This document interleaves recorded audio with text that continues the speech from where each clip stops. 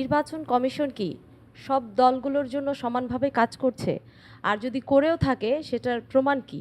অনেক সময় আমরা দেখি নির্বাচন কমিশন শুধু কাগজে কলমে প্রমাণ দেখায়, বাস্তবতার ভিন্নতা দেখি আমরা। এটা একটা প্রশ্ন।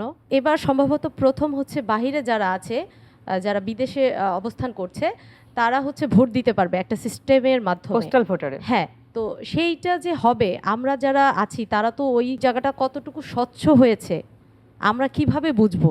যে এমনও তো হতে পারে যে ওখানে ফেক ভোট হচ্ছে। সেই জায়গাটা, স্বচ্ছতার জায়গাটা কিভাবে আমাদের কাছে প্রেজেন্টেবল হবে? এখন পর্যন্ত আমরা যতটুকু নির্বাচনের পরিবেশ নিয়ে আমি শুরুতেই কথা বলছিলাম, নির্বাচনের পরিবেশ নিয়ে আপনি নিশ্চয়ই আপনি সংবাদ মাধ্যম কর্মী, তো আপনি নিশ্চয়ই সংবাদ কাভার করেন, আপনি নিশ্চয়ই দেখেন নির্বাচন কমিশন এবার কাগজে কলমে শুধু কাজ করছে না, নির্বাচন কমিশন অন গ্রাউন্ডেও কাজ করছে। এবং আমি এইটুকু বলতে পারি যে এবার নির্বাচন কমিশন এখন পর্যন্ত সবার জন্য লেভেল প্লেইং ফিল্ড তৈরি করতে পেরেছে। আইন শৃঙ্খলা বাহিনীর ইনচার্জ থাকবে, তার এই জায়গাটাতে বডি অন ক্যামেরা থাকবে, ওই বডি অন ক্যামেরায় সব কিছু রেকর্ড হতে থাকবে। হ্যাঁ, ভোট গ্রহণ থেকে একবার ভোট গণনা পর্যন্ত সব কিছু রেকর্ড হতে থাকবে।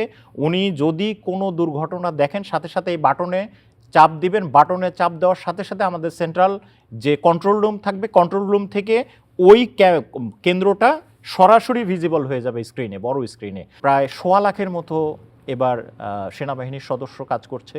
মোবাইল স্ট্রাইকিং ফোর্স হিসেবে বিজিবি, র্যাব, পুলিশ থাকবে এবং অবশ্যই সাথে সাথে তড়িৎ অ্যাকশন নেওয়া হবে।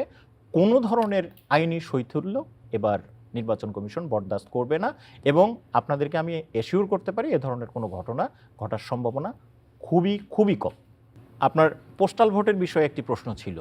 দেশে এবং দেশের বাইরে, বাংলাদেশের 54 বছরের ইতিহাসে এই দেশের চালিকা শক্তি, অর্থনীতির চালিকা শক্তি আমাদের যেমন একটি আমাদের গার্মেন্টস খাত, আরেকটি খাত হচ্ছে আপনার রেমিটেন্স।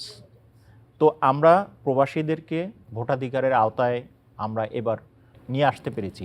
54 বছরের ইতিহাসে একটি ঐতিহাসিক ঘটনা। এটি আইটি সাপোর্টেড পোস্টাল ব্যালট এবং এই পোস্টাল ব্যালটটি অলরেডি বাংলাদেশে আসা শুরু হয়েছে আপনি জানেন। এবং দেশের ভিতরে যারা নির্বাচনের কাজে জড়িত থাকবে, সরকারি কর্মচারী কর্মকর্তা এবং যারা আপনার হলো আইনি হেফাজতে আছে, তারাও এবার পোস্টালে ভোট দিতে পারবে।